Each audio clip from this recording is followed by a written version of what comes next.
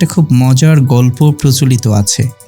এক রাজার খুব ঘন ঘন মুড সুইং হয়, মানে এই ভালো তো এই খারাপ, আর এই খারাপ তো এই ভালো। এই সমস্যার প্রতিকার কল্পে তিনি নানান সমাধান খুঁজে বেড়াচ্ছেন, কীভাবে তার এই অবস্থার পরিবর্তন করা যায়। রাজপ্রাসাদের সকল ফকির, কবিরাজ, ডাক্তার মিলে ব্যর্থ হলো রাজার এই অসুখ সারাতে। এত পথ্য, এত ঝাড়ফুঁক রাজার উপরে প্রয়োগ করা হয়, কিন্তু কিছুতেই রাজার উপকার পান না। অবস্থা যেন দিন দিন আরও বেগতিক হতে শুরু করে। রাজ্যময় ঘোষণা করা হলো রাজার এই অসুখের কথা। আরও বলা হলো, রাজ্যের যে ব্যক্তি রাজার এই অসুখ সারানোর উপায় বাতলে দিতে পারবে তাকে অঢেল ধন সম্পদ দিয়ে পুরস্কৃত করা হবে। অনেকে অনেকভাবে চেষ্টা করে দেখলেন, কিন্তু কিছুতেই কিছু হচ্ছে না যেন। এক টোটকা থেকে অন্য টোটকা, এক পথ্য থেকে অন্য পথ্য, এভাবেই সকল উপায় প্রয়োগ করতে করতে সকলে যখন আশা ছেড়ে দেওয়ার উপক্রম, তখন কোথেকে এক লোক এসে হাজির হলো। বেশ সাধারণ বেশভূষা লোকটার। তিনি হন্তদন্ত হয়ে ছুটে এলেন রাজপ্রাসাদে। হাতে একটা পাথর, আর তাতে যেন কিছু একটা লেখা। তাকে জিজ্ঞেস করা হলো, এই পাথর দিয়ে কি হবে? তিনি বললেন, এ পাথর মহারাজের রোগ সারাবে। রোগ সারাবে বলেছেন বটে, কিন্তু কিভাবে এই পাথর রাজার রোগ উপশম করবে তা তিনি কাউকে বলতে রাজি নন। তার একটাই কথা, আমার যা বলার আমি মহারাজকে বলতে চাই। শেষমেশ তাকে রাজার সামনে হাজির করা হলো।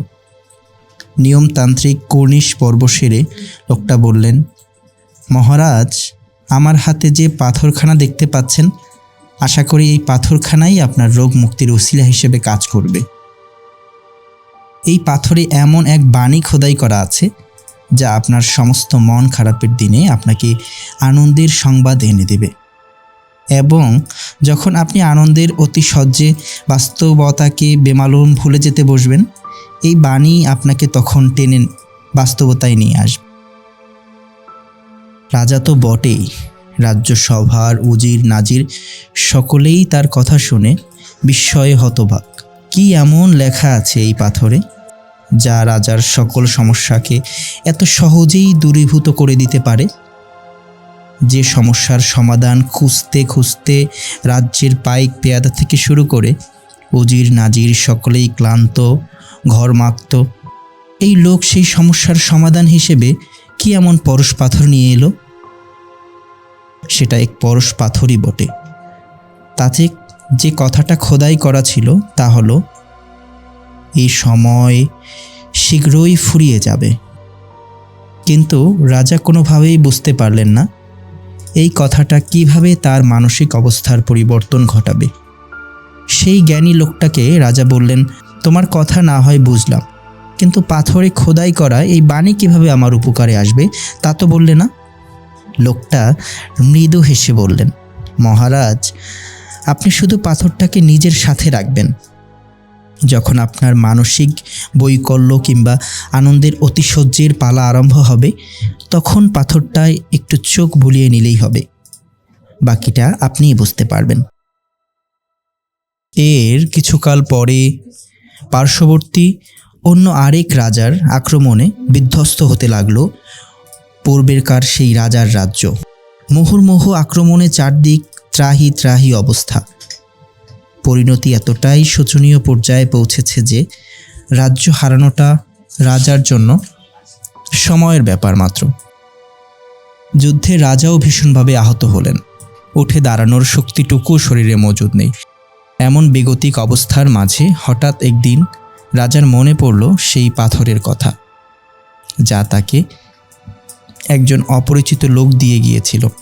বলেছিল, ভালো অথবা খারাপ যে পরিস্থিতি সামনে আসুক, ওই পাথরে চোখ বোলালে একটা সমাধান পাওয়া যাবে। লোকটার কথাটাকে বিশ্বাস করেছিল রাজা। সেদিন থেকে সাথে সাথে রাখছিলেন পাথরটাকে। যুদ্ধাহত শরীরে সেটা খুঁজে বের করে চোখের সামনে ধরলেন। গভীরভাবে দৃষ্টি দিলেন তিনি পাথরের মাঝে। খোদাই করা কথাটা জ্বলজ্বল করে উঠল রাজার চোখের সামনে। এই সময় শীঘ্রই ফুরিয়ে যাবে। এই কথাটা যেন ভেতর থেকে টেনে তুলল রাজাকে। হারানো আত্মবিশ্বাস যেন মুহূর্তেই ফিরে পেলেন তিনি। তিনি ভাবলেন, তাই তো, এই পরাজয় তো সাময়িক। এই পরাজয়ের শেষে আছে এবং শেষ প্রান্তে আছে আমার বিজয়ের সম্ভাবনা। এই সময় শীঘ্রই ফুরিয়ে যাবে। ভেঙে পড়া রাজার মনোবলকে এই কথাটা দারুণভাবে চাঙ্গা করে তুলল। দমে যাওয়া শক্তিগুলোকে তিনি সাহসে পরিণত করার সংকল্প করলেন। আহত সৈনিকদের সেবা যত্ন করে নতুনভাবে সৈন্য সামন্ত জোগাড় করে পূর্ণোদ্যমে যুদ্ধে জড়ালেন এবং পাথরে খোদাই করা সেই কথাটা তার জীবনে দারুণভাবে সত্য প্রমাণিত হলো। পরাজয়ের সেই সময়টা যে খুব সংক্ষিপ্ত এবং তা যে শীঘ্রই ফুরিয়ে যাবার ছিল, তা রাজা হাতে কলমে বুঝতে পারলেন। এরপর বিজয়ের আনন্দে আত্মহারা হয়ে পড়লেন রাজা। রাজ্য পুনরুদ্ধারের খুশিতে তিনি গোটা রাজ্যময় উৎসবের আয়োজন করলেন। উৎসব, আনন্দ আর ফুর্তিতে কাটতে লাগলো রাজার দিনগুলো। আনন্দের অতিশয্যে মাশগুল থাকা রাজার পূর্বেকার অবস্থায় ফিরে গেলেন দ্রুত। একদিন সেই পাথরের কথা খুব আচানকভাবে মনে পড়ল রাজার। সেই পাথর যা একদিন রাজাকে পরাজয়ের দ্বার প্রান্ত থেকে বিজয়ের রাস্তা দেখিয়েছিল। রাজা খুঁজে বের করলেন সেটা। চোখের সামনে তুলে ধরতেই সেই অমূল্য বাণী আবারও জ্বলজ্বল করে উঠল তার সামনে। এই সময় শীঘ্রই ফুরিয়ে যাবে। কথাটা যেন রাজাকে এফোর ওফোর করে দিয়ে গেল। তিনি ভাবলেন, সত্যি তো, যে কোনো মুহূর্তে আবারও আক্রমণের শিকার হতে পারি আমরা, হারাতে পারি রাজ্য, রাজত্ব। আজ মহিয়ান সিংহাসনে বসে আছি, কাল তো আমাকে বনে বাদারেও ঘুরে বেড়াতে হতে পারে। যে বিজয় উদযাপনে আজ আমি বেপরোয়া, সে বিজয় কাল অবধি টিকবে তার কি নিশ্চয়তা? সম্মুখেই হয়তো ওত পেতে আছে বড় কোনো পরাজয়ের ছায়া মাথায় নিয়ে আনন্দ, এই উৎসব আর ফুর্তির কোনো কি মূল্য আছে? আনন্দের অতিশয্যে গা ভাসানো রাজার সদ্বিদ ফিরল। তিনি বুঝতে পারলেন, জীবনের পরম এক বাস্তবতা, জীবনের কোনো অবস্থাই আদতে চিরস্থায়ী নয়। গল্পের মূল বার্তাটার সাথে আমরা কেউই সম্ভবত দ্বিমত করব না। জীবনের কোনো অবস্থাই যে আসলে চিরস্থায়ী হয় না, সে কথা আমাদের সকলেরই জানা। আমরা আমাদের জীবন থেকে এবং চারপাশের অভিজ্ঞতা থেকে এইটুকু উপলব্ধি করতে পারি যে আমাদের সব দিন সর্বদা সমান কাটবে না। যে আছে সুখের চরম শিখরে, তারও আছে দুঃখের গহ্বরে তলিয়ে যাওয়ার ভয়। আবার দুঃখের গহনে যার নিত্য উঠা বসা, হৃদয়ের কোথাও তারও আছে সুখী হওয়ার দারুণ স্বপ্ন। রাজারও থাকে রাজ্য হারানোর আশঙ্কা, আর প্রজার থাকে সম্রাট হয়ে ওঠার শখ। দিন আর রাতের মতো জীবনেরও উত্থান পতন হয়। কেউ ভাঙে, কেউ বা ফিরে পায় জীবনের কুল। তবু জীবনের এই পরম বাস্তবতা উপলব্ধি করেও আমাদের আয়োজনের কোথাও কোনো ব্যত্যয় ঘটে না। আমরা জীবন সাজাই, আবার সাজানো জীবন তছনছ হলে দুঃখে কাতর হয়ে পড়ি। জীবনের ভাঙা টুকরোগুলো জোড়া লাগাই, সেগুলো আবার ভাঙে, আবার আমরা পসরা সাজাই। এমন এক অনিবার্য জীবনের চক্রে আমরা জড়িয়ে থাকি, যার যবনিকা পতন ঘটে আমাদের মৃত্যুর দিন, যেদিন আমরা জীবনের পাট চুকিয়ে পাড়ি জমাই অনন্ত জগতে। সেই দিন আমাদের সাজানো সংসার, সাজানো আয়োজন থেমে যায়, অথবা সেই সংসার, সেই আয়োজন থেকে আমি বরং বাদ পড়ে যাই। আমার শূন্যস্থান দখল করে অন্য কেউ। আমার জীবন চক্রে তখন জড়িয়ে পড়ে অন্য কারো জীবন। এই সুখ, এই দুঃখ, দুটোর কোনোটাই আমাদের জীবনের চিরস্থায়ী নয়। জেনেও আমাদের সমস্ত মনোযোগ যেন এই জীবনকে ঘিরেই আবর্তিত। তবে যদি এমন হয়, আমরা যদি এমন এক জীবনের সন্ধান পাই যেখানে কোনো দুঃখ নেই, কোনো মন খারাপ নেই, নেই কোনো হৃদয় ভাঙার গোঙানি, তাহলে কেমন হবে? কেমন হবে যদি সেখানে বিরাজ করে কেবল অনাবিল আনন্দ, অবিরাম অবিরত সুখ, আর নিরবিচ্ছিন্ন প্রশান্তির হাতছানি। যদি সেখানে কোনো দুঃখের ছোঁয়া না থাকে, যদি সেখানে না থাকে কোনো অশান্তি, অনিয়মের রেশ, কেমন হবে সেই স্বপ্নরাজ্য? এমন এক স্বপ্নরাজ্যের দেখা পেতে মানুষ কি মরিয়া হয়ে যাবে না? তার মন কি উতলা হবে না সেই জীবনের সন্ধান পেতে?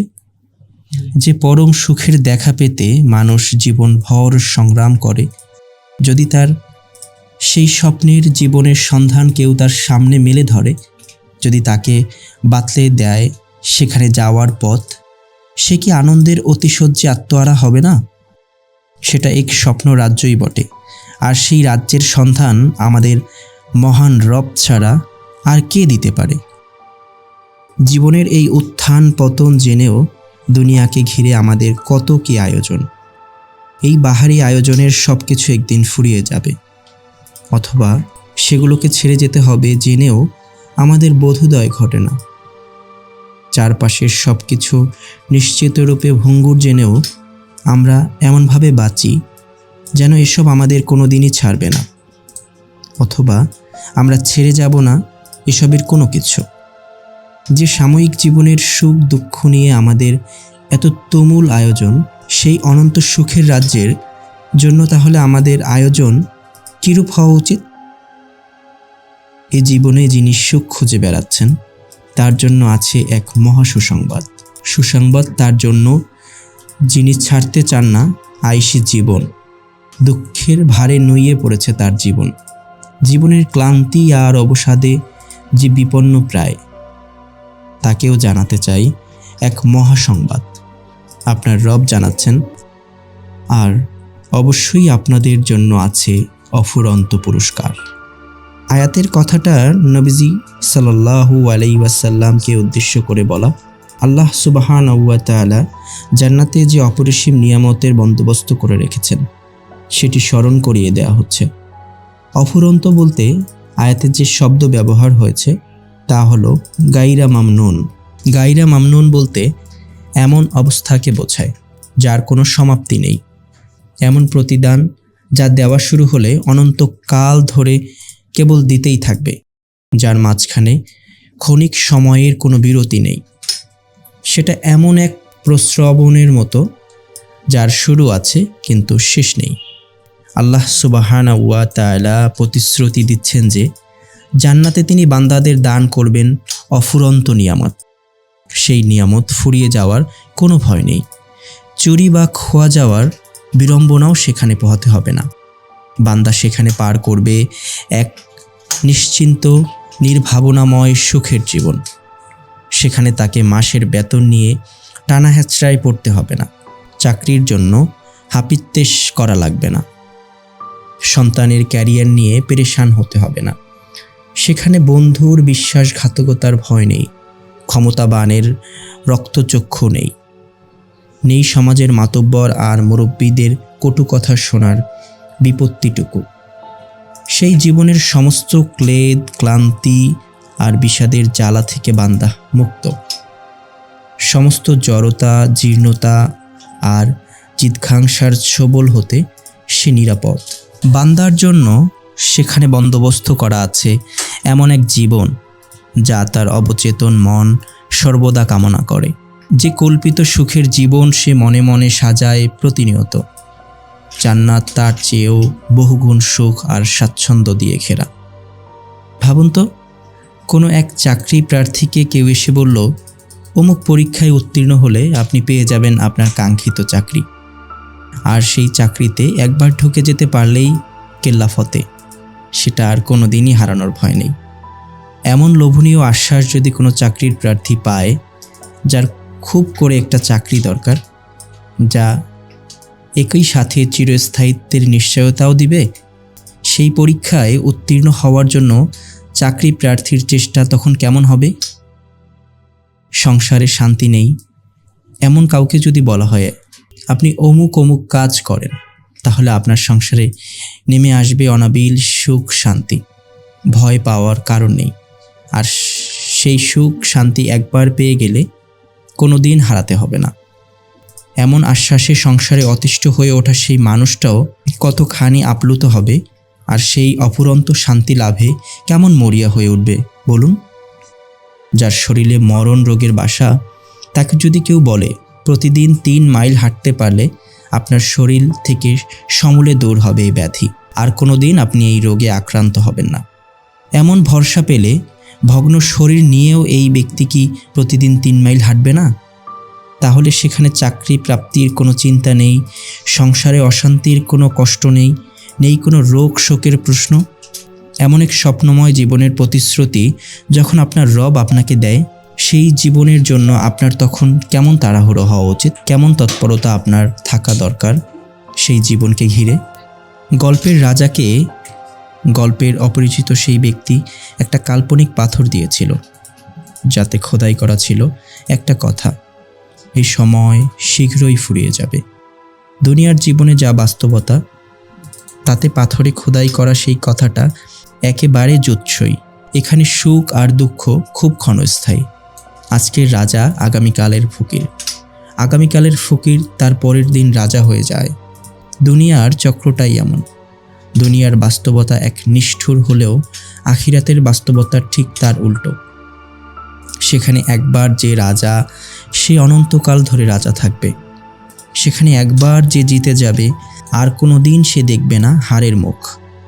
আর সেখানে একবার যে হেরে যাবে, আহা কি দুর্দশা যে হবে তার। সেখানে একবার হেরে গেলে জিতবার আর বিন্দু মাত্র পরিমাণ সুযোগ অবশিষ্ট থাকবে না। দুনিয়ার এই কষ্ট, ত্যাগ আর প্রতীক্ষার সময়গুলো একদিন ফুরিয়ে যাবে, মিলিয়ে যাবে সুখ আর শান্তির দিনগুলো। কিন্তু আখিরাতের প্রাপ্তিগুলো অনন্তকালের, তাদের জন্যই আছে অফুরন্ত প্রতিদান। সেই অফুরন্ত নিয়ামত পাওয়ার জন্য, সেই অনন্ত অনাবিল সুখের সাগরে অবগাহনের জন্য হবে কি আমাদের একটু সময় আমাদের রবের জন্য।